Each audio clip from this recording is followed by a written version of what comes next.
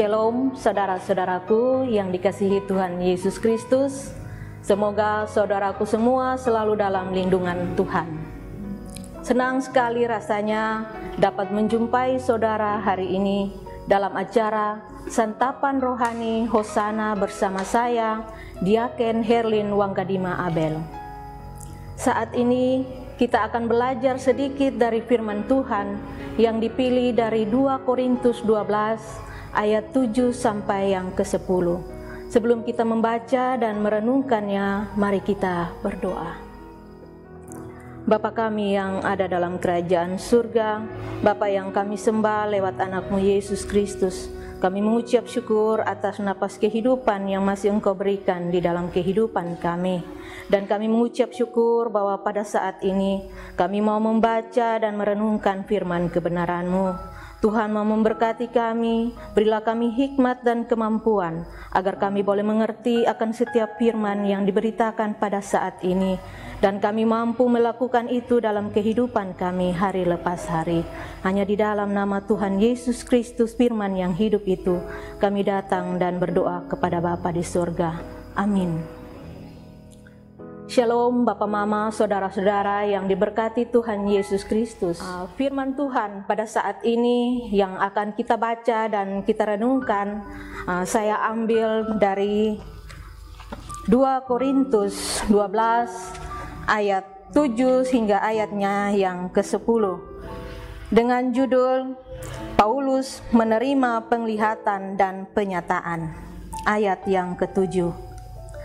Dan supaya aku jangan meninggikan diri karena penyataan-penyataan yang luar biasa itu, maka aku diberi suatu duri di dalam dagingku, yaitu seorang utusan iblis untuk mengecoh aku, supaya aku jangan meninggikan diri.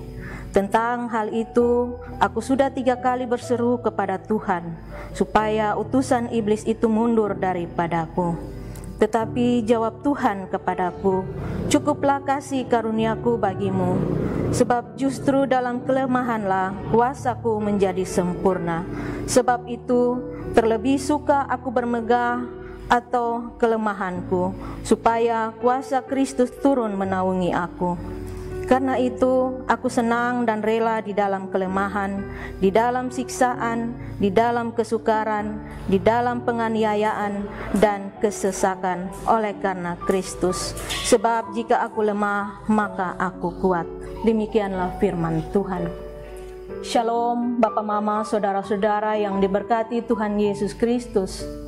Ketika mendengar kata kuat atau kekuatan, apa yang cepat terlintas dalam pikiran saudara? Kekuatan identik dengan otot, berani, kekayaan, pintar, kekuasaan, popularitas, dan lain sebagainya. Pada umumnya, setiap orang memiliki kecenderungan untuk membanggakan dirinya atau bermegah karena memiliki kelebihan dibandingkan dengan orang lain. Merasa berhasil, kuat, pintar, kaya, tampan, cantik, terkenal, dan sebagainya. Banyak orang tidak ingin dianggap lemah, tetapi tidak demikian dengan cara pandang Rasul Paulus. Justru di balik kelemahan ada kekuatan yang besar. Dari bacaan ini kita mendapat prinsip iman, di mana menurut Rasul Paulus, salah satu rahasia terbesar kehidupan Kristen adalah bahwa kita sangat lemah dalam kekuatan sendiri. Namun kita dapat kuat dalam kekuatan Allah. Jadi, bagaimana kita dapat melihat keuntungan di balik kelemahan itu? Yang pertama, dalam kelemahan kita mengakui kuasa Allah. Kata kelemahanku dalam ayat ini menunjukkan pada latar belakang hidup Paulus yang jahat dan tidak layak untuk dipakai Allah, atau ia bermegah dalam salib Kristus yang berkuasa menarik dan menyelamatkan hidupnya.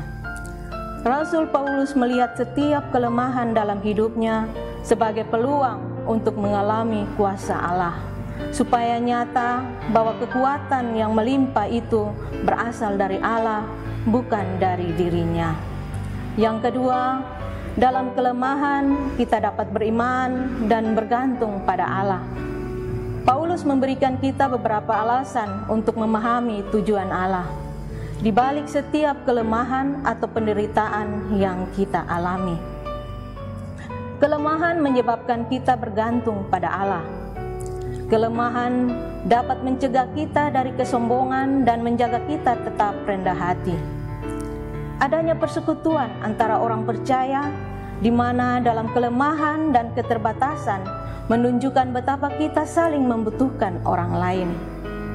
Yang ketiga, dalam kelemahan kita sanggup melihat kemuliaan Allah.